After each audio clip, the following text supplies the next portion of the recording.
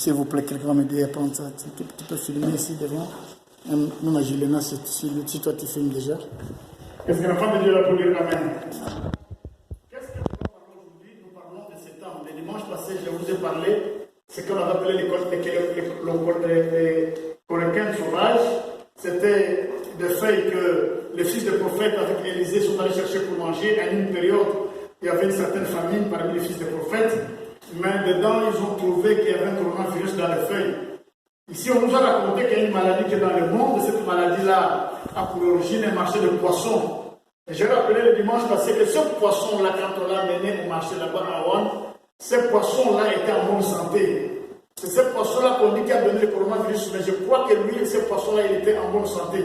Je vous ai mis le texte le dimanche passé où on disait interroger le poisson. Interroger la terre, interroger pour savoir la gloire de Dieu, comment ça se manifeste. Si lui, le poisson avec le coronavirus est en bonne santé, et mais nous, les hommes, nous tombons malades, ça va expliquer la gloire de l'Éternel. Et nous voyons aussi les feuilles qu'on appelle les kélécones sauvages, dans le temps d'Élysée, ces feuilles qui étaient en bonne santé, mais dans la marmite, quand on voulait les manger par les enfants, par les fils des prophètes, cela devenait effectivement un coronavirus sur les feuilles. Mais nous rendons grâce à Dieu parce qu'il y a Dieu, un Dieu qui est puissant et qui nous aime profondément. Nous allons parler d'une prière et d'une prophétie.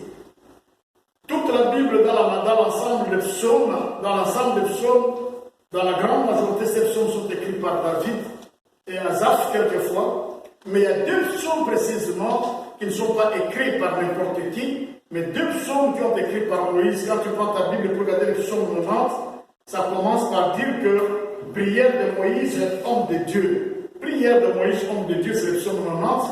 Et le psaume 91, là, ce n'est pas la prière, mais c'est la prophétie. C'est une parole prophétique de Moïse.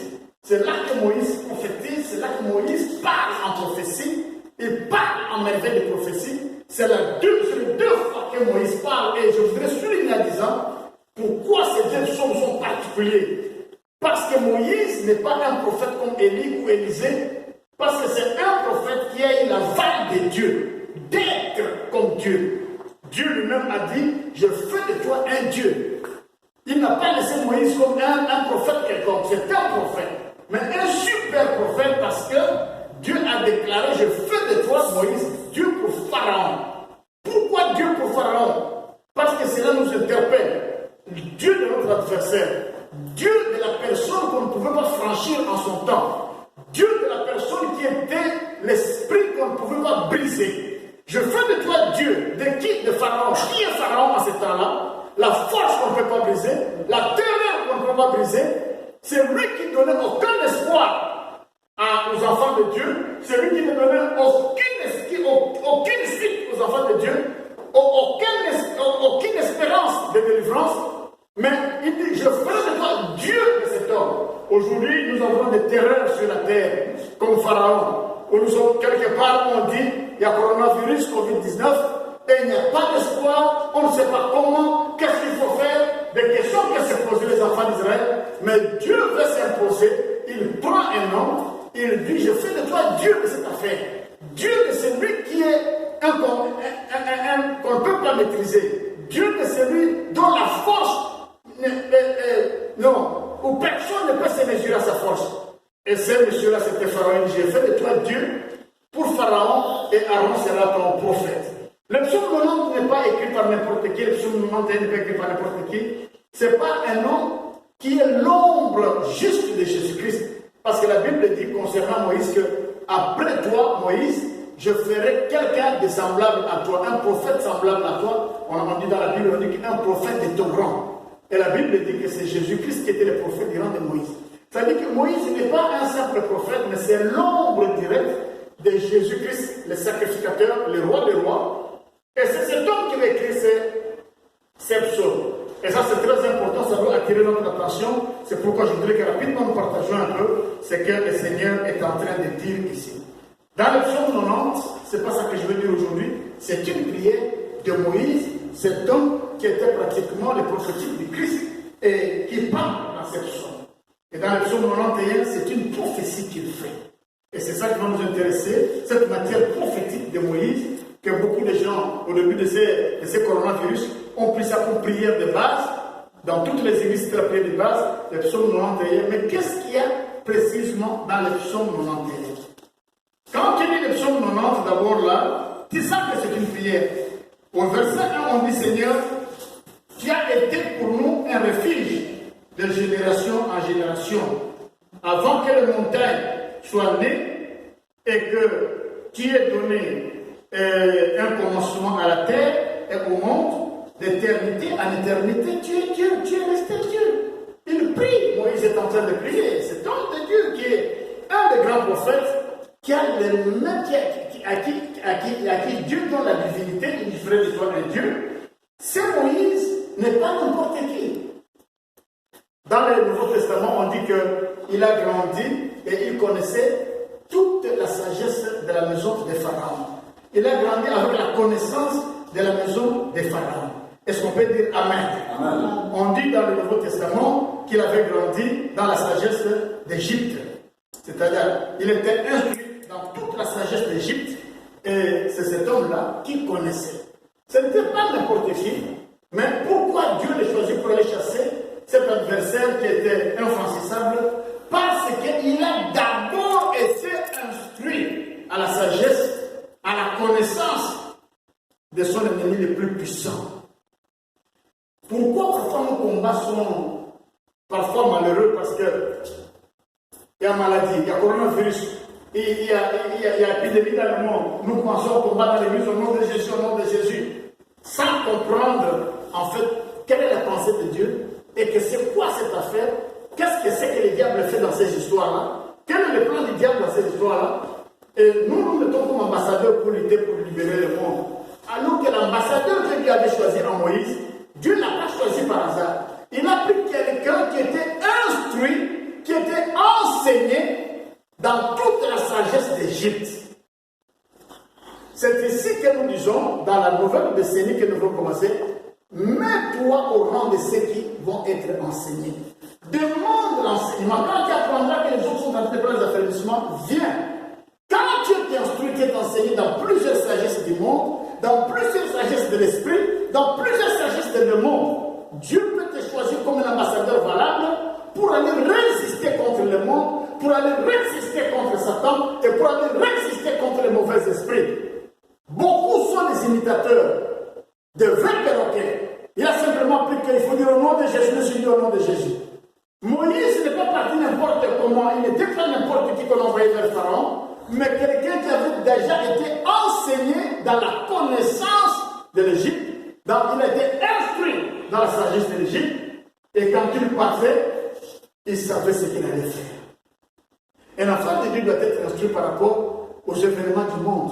Tu dois être instruit par rapport au temps que nous passons. Tu dois être instruit par rapport à comment fonctionne l'éternel, comment fonctionnent les mauvais esprits, comment fonctionnent les épidémies, pourquoi les dominations s'élèvent, pourquoi les principautés s'élèvent. Tu dois être instruit et quand tu es envoyé comme ambassadeur pour ce combat, tu peux faire un combat qui est très important. Un enfant de Dieu là pour dire Amen. Amen. Qu'est-ce que nous voulons enseigner dans le psaume 70, le psaume 90, c'est pour nous les Belges, et 91 pour les Français.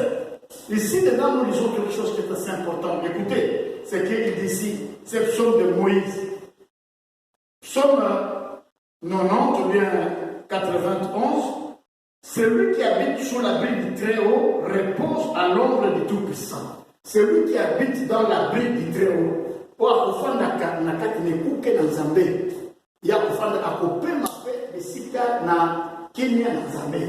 dans l'ombre du Très-Haut, celui qui habite l'abri du Très-Haut, c'est lui qui va reposer dans l'ombre du Très-Haut, du Tout-Puissant.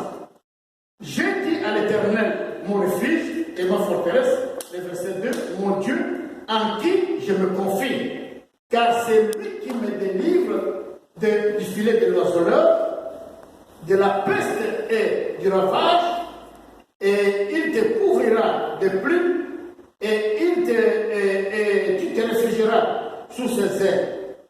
Sa vérité est un bouclier et une cuirasse. Tu ne craindras, verset 5, ni les terreurs de la nuit, ni les flèches qui volent en plein jour, ni la peste qui marche dans l'obscurité, ni la contagion qui frappe les pleins midi, Un enfant de Dieu, il a pour dire Amen. C'est là qu'on va dire que 1000 tombent à ton côté et que 10 000 à ta droite, et toi tu ne tomberas pas, tu résisteras. Dis avec moi Amen. Non, dis avec moi Amen. Amen. Ici, dans cette chose, on nous signifie ce qui peut arriver à un homme. Qu'est-ce qui peut arriver à un homme?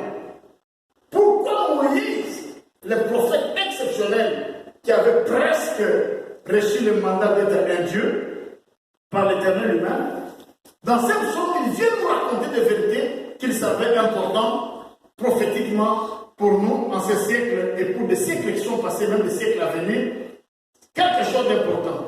C'est qu'il nous rappelle surtout à partir du verset 3 que l'homme, quand il est vivant, il a plusieurs obstacles qui peuvent faire que et ton projet, et ta santé, et ton foyer, et ton mariage, et tes études, et tout marche mal.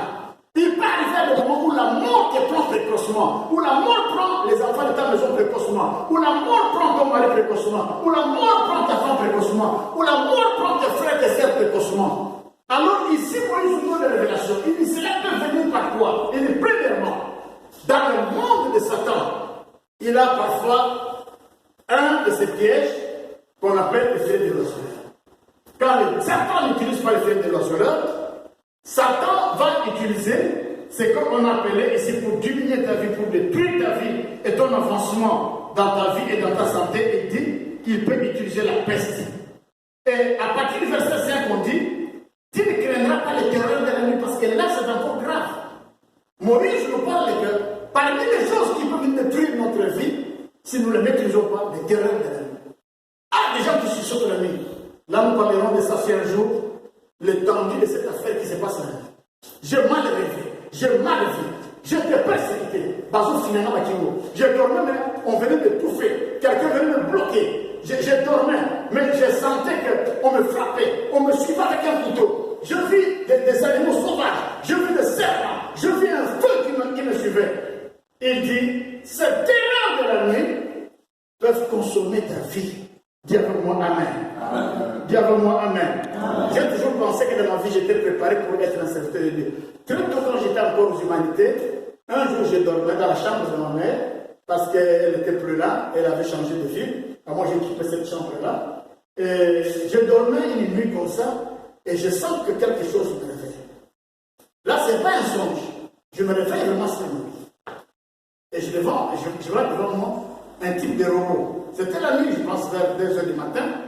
Je vois un type de robot, c'est-à-dire un humain, mais totalement en matériel, en métal.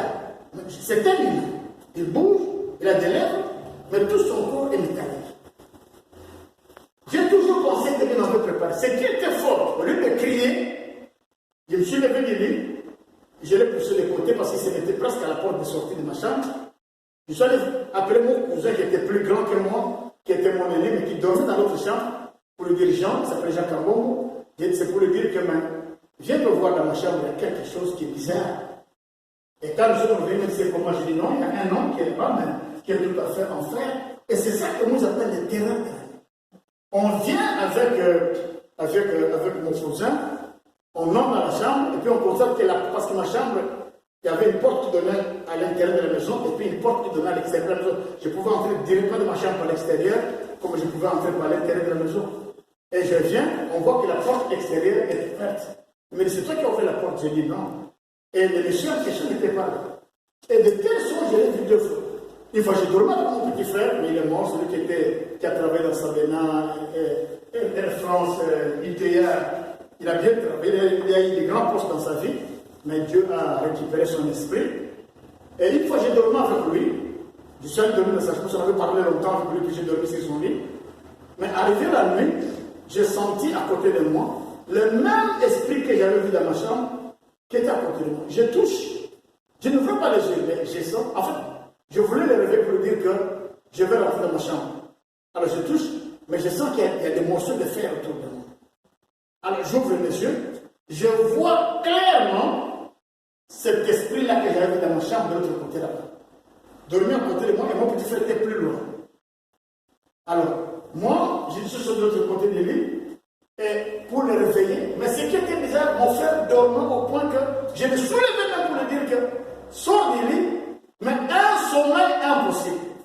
J'ai dit non, je ne peux pas prendre mon cousin l'aîné là pour lui dire que viens voir l'affaire la question s'il est libre aujourd'hui. Et quand il vient, on voit que le petit là, qui est devant debout, dès qu'on le réveille cette fois-ci, il se réveille. Il dit quoi, qu'est-ce qu'il y a? Il me dit, mais moi, j'ai dit, mais c'était ici, là, je t'ai dit, je vais te réveiller parce que j'ai vu ça. Vous savez, Moïse parle de terreur de la nuit. Moïse parle de terreur de la nuit. Et quand tu lis le prophète Ésaïe, il va te parler, dans Ésaïe 32, du chapitre 32 au chapitre 34, il va te parler des spectres de la nuit. Il dit que la maison du roi est devenue, est occupée par les ronces et les épis. C'est devenu une demeure de chacals, de serpents, des animaux sauvages de la forêt. Et c'est devenu une demeure de spectres de la nuit. Quand il dit ce mot-là, c'est comme dans la ville de Jérusalem. Dans la ville de Jérusalem, on va parler de l'élite et des satyres. On va parler de ce qu'ils appellent le mari de nuit, les femmes de nuit. Tout ça, ce sont des spectres de la nuit. Il dit, tu te tiendras à l'abri du Très-Haut et à l'ombre du Très-Haut. Il dit, heureux cet homme-là qui se tient à l'ombre du Très-Haut, à l'abri du Très-Haut, parce qu'il ne craindra pas les terreurs de la nuit. Est-ce que la femme de Dieu a produit Amen? Tu ne craindras pas les terreurs de la nuit. Les terreurs de la nuit peuvent être faites par des visions bizarres.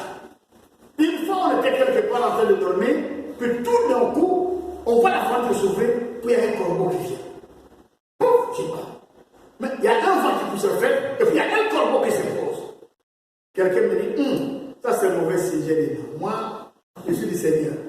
Pour moi, le corbeau, il vient apporter le pain et la viande. Dis, pourquoi tu prends le côté mauvais du corbeau? Parce qu'il y a le prophète Élie aussi qui était quelque part, dans une période de sécheresse. Dieu a envoyé le corbeau, pas pour être un signe de mort, mais pour être un signe. Le corbeau lui a amené le pain et lui a amené la viande. Cet animal-là que nous considérons comme maléfique, mais pour l'homme de Dieu, ce corbeau-là qui est venu donner le pain et la viande à Élie, d'après la parole du Seigneur, quand il avait été chassé par Akab et sa femme Jézabel, n'apportait pas les signes de la mort. Mais pour que toi, enfant de Dieu, le corbeau et l'ombre des mystères de la nuit n'apportent pas les signes de la mort, il faut que tu habites, que tu sois dans l'abri du Très-Haut et sous l'ombre du Tout-Puissant. C'est là que c'est important. Comme j'ai enseigné le dimanche passé, comme disait Paul dans le livre de 2 Corinthiens, il dit non, alléluia. Jésus a été amené à la croix par sa faiblesse, mais il a été ressuscité par l'Esprit. Et nous disons que nous aussi, nous sommes faibles en lui, mais ressuscités par lui, notre Seigneur. C'est-à-dire que ce verset veut dire que quand la faiblesse vient, que ça te rencontre en Jésus-Christ. Quand le spectre de la nuit vient, que ça t'envoie, que ça te rencontre dans l'ombre du Très-Haut, que ça te rencontre à l'abri de l'Éternel, que ça te rencontre là où se trouve le problème de Dieu. Alléluia. Quelqu'un dit, mais pourquoi tu insistes toujours? Même les blancs qui nous ont dit que hier quand on travaille, dit que les travaux ne sont pas terminés, papa. Pourquoi tu ne veux pas rapporter ton culte de demain? Parce que je te veux cet après-midi, je pense qu'ils n'ont pas qu'en fait, ils étaient fatigués. En fait, c'était un petit groupe de 5-6 avec qui on travaillait ici. J'ai dit non. Moi, je ne veux pas rapporter parce que dans ce temps, la victoire vient quand on est dans l'abri de l'Éternel. Quand on est dans la maison de l'Éternel. En ce temps, la victoire vient quand nous sommes sous l'ombre du Tout-Puissant. C'est à ce moment-là que la victoire vient. Donc, à part le fils de l'oiseleur, qui peut-être même dans ça, c'est Moïse qui nous parle, c'est prophète, qui n'est pas n'importe quel prophète, mais qui a la camarade de Dieu, il nous dit encore, dans le verset 5, que tu ne craindras pas le terreur de la nuit, ni les flèches qui volent en plein jour, ni la peste, ce qu'on appelle l'épidémie, comme coronavirus, ni l'épidémie qui marche dans l'obscurité, ni la contagion qui frappe en plein midi. Dis avec moi Amen. Il y a l'épidémie qui vient dans l'obscurité, et puis il y a la contagion, comme on dit, ah non, si vous saviez, on lui dit, est-ce qu'on peut dire Amen? Est-ce qu'on peut dire un bon Amen? Amen. Papa Bernard et maman, là, mon salut, c'est avec des signes de cieux. Parce que nous étions tous fallu fuir. Papa Emmanuel m'a donné son cours. Mais ici, il dit la contagion ne t'atteindra pas si tu es dans l'ombre du Tout-Puissant et dans l'abri du Très-Haut. Moïse nous explique ces choses qui sont vraies et qui sont possibles, qui peuvent arriver, coronavirus peut arriver, mais qui est en sécurité. Écoutez comment il commence cette chose. C'est lui qui habite dans l'abri du Très-Haut et repose dans l'ombre du Tout-Puissant. Qu'est-ce qu'il conclut? Dieu le protège, repose à l'ombre du Tout-Puissant. Tu vas reposer dans ce monde. Tu seras en repos. Quand on dit repos, ça veut dire que tu ne travailles pas. Tu n'es pas attaqué. Tu n'es pas occupé. Même si cet esprit-là venait, tout ce qu'il a cité ici, mais tant que tu es dans la maison de l'Éternel et dans l'ombre du Tout-Puissant, ça ne te fera rien dans le nom puissant de Jésus. Est-ce qu'on peut dire Amen? Amen. Voilà ces choses qui sont vraies. Voilà ces choses qui sont vraies. C'est que même le coronavirus est vrai. Mais ce coronavirus a la victoire, c'est celui qui est dans la vie de l'Éternel, non. Est-ce que le coronavirus peut donner la victoire à celui qui est dans l'ombre et qui repose dans l'ombre du Très-Haut? Non. Si quelqu'un est dans l'ombre et il repose dans l'ombre du Tout-Puissant, c'est qu'il est déjà dans la vie du Très-Haut. Donc tout ce qu'on a cité ici, non, ni les fruits de l'oiseleur, ni alors la peste qui vient dans l'obscurité, ni la contagion qui court en plein midi. Non, tout ça n'a pas d'impact. Même les terreurs de la nuit n'ont pas d'impact dans sa vie. Et c'est pour ça que je suis heureux que tu sois ici.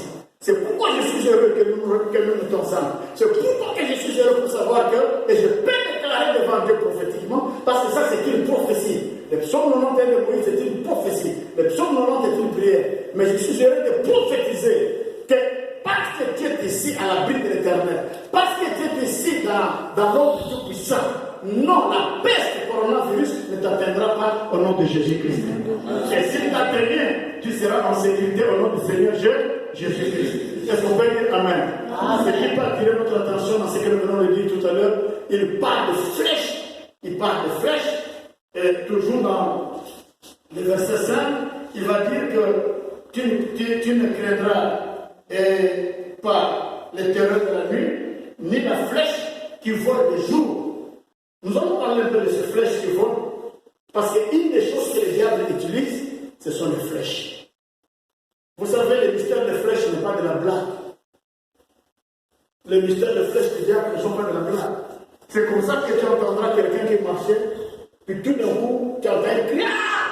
Moi, j'ai vu quelqu'un comme ça qui était normal, mais c'est un enfant, malheureusement. Je ne connais plus la suite de sa vie. Un garçon très intelligent, très brillant. Il a mis son sac, il sort de leur maison pour entrer dans la voiture de son père. Et c'est là qu'il va crier. Et depuis, on demande quoi? Il dit quelque chose m'a touché ici. Quelque chose m'a touché. Et cet enfant est devenu aveugle. Aveugle, tu ne vois pas que ses yeux. Quand il ouvre ses yeux, tu vois un homme normal. Mais il ne voit plus rien. C'est le ténèbre dans ses yeux. On appelle ça des flèches qui volent dans les ténèbres. Est-ce qu'on peut dire Amen? Amen. Beaucoup des enfants de Dieu ont été touchés par les flèches du malin. Les flèches qui volent en pleine journée, ils ont été touchés. Mais aussi le mystère des flèches, c'est très important. Qu'est-ce que je voudrais t'enseigner ici dans cette affaire? Nous allons lire très rapidement. Je vais d'abord regarder quoi je vais regarder. Est-ce que la femme de Dieu l'a pour dire Amen? Amen. Alléluia. Amen. Bon, prenons rapidement la lecture. Je vais prendre, comme moi j'ai la Bible et d'autres ont des téléphones qui sont en train de filmer. Je vais vous donner rapidement un verset que nous allons lire très rapidement dans le livre de 2 Rois. 2 Rois, chapitre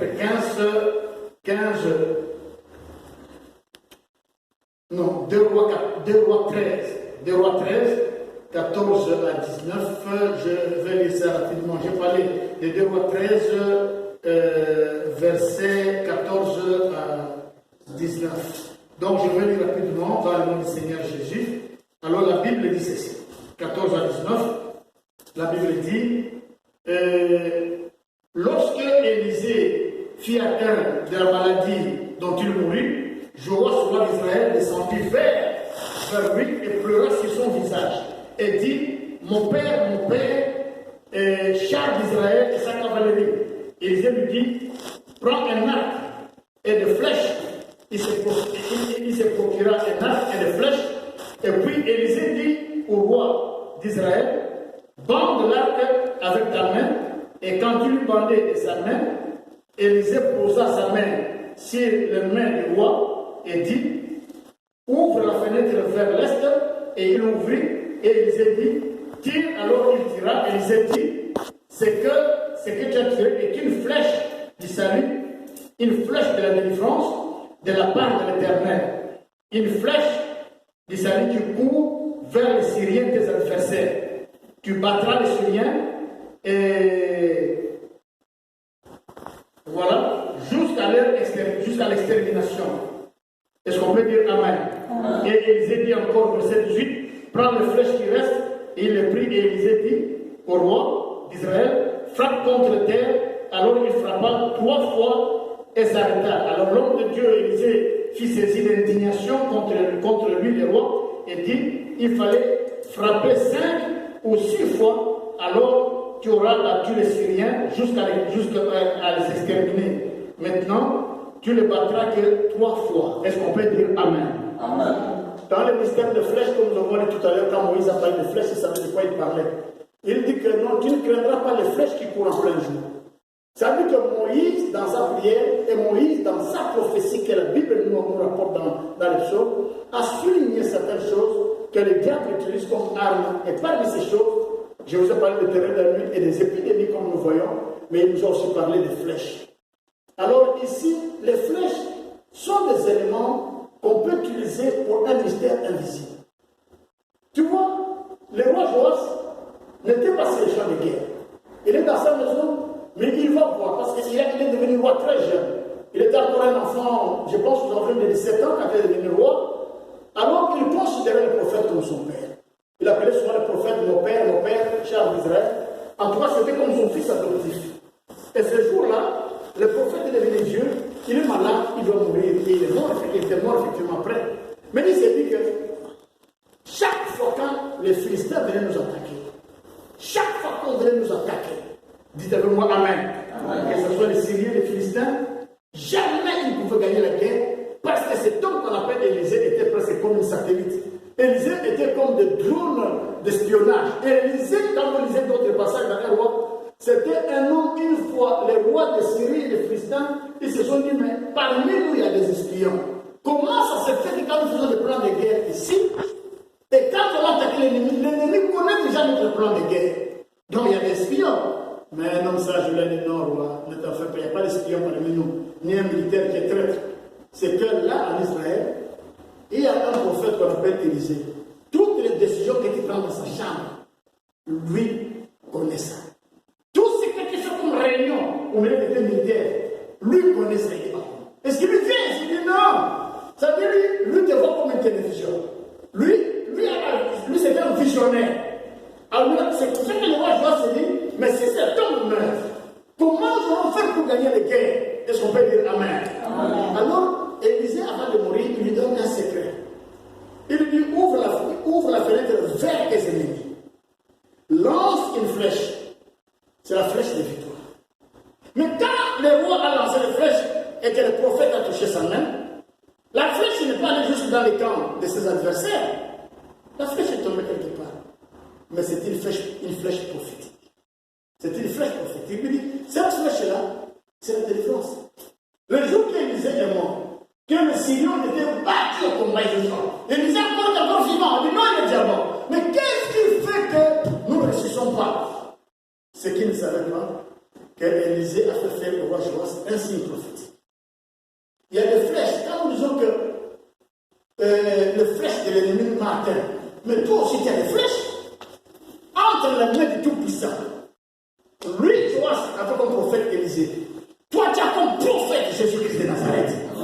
Toi, tu as comme prophète le roi des rois. Toi, tu as comme prophète celui qu'on appelle l'alpha et l'oméga. Entre ses mains, tu as des flèches. Est-ce qu'on peut dire Amen?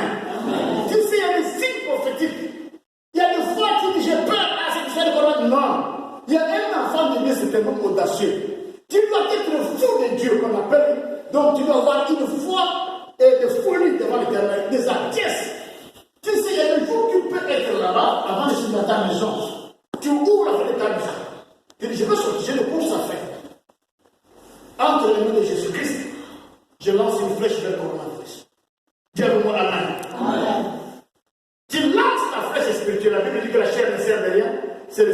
vivifie. Tu n'as pas besoin de chercher des morceaux de bois avec des flèches et tu vas lancer. Non, tu as cela dans ton esprit. Tu dis, je lance une flèche vers le coronavirus, vers mon ennemi. Et dans ce combat-là de contagion, la peste ne t'atteindra pas. Il y a des signes prophétiques. Alléluia. Amen. Alléluia. Amen. Mais dans cette histoire de flèches, il y a deux choses que les prophètes nous disent. Même Dieu, c'est lui-même le Seigneur qui connaît le mystère des flèches. Le Seigneur, dans son trône, il utilise aussi des flèches. Est-ce qu'on peut dire Amen? Amen. Alléluia. Amen. Je vais lire rapidement et pour t'expliquer que même Dieu, dans son trône, il utilise aussi des flèches. Je vais lire dans Nombre chapitre 24, verset 8, très rapidement parce que nous sommes presque à la fin de notre message. Nombre chapitre 24, verset 8. Je vais lire ça totalement rapidement. Et tu vas écouter ce verset dans le nom du Seigneur. Qu'est-ce qu'il dit ici?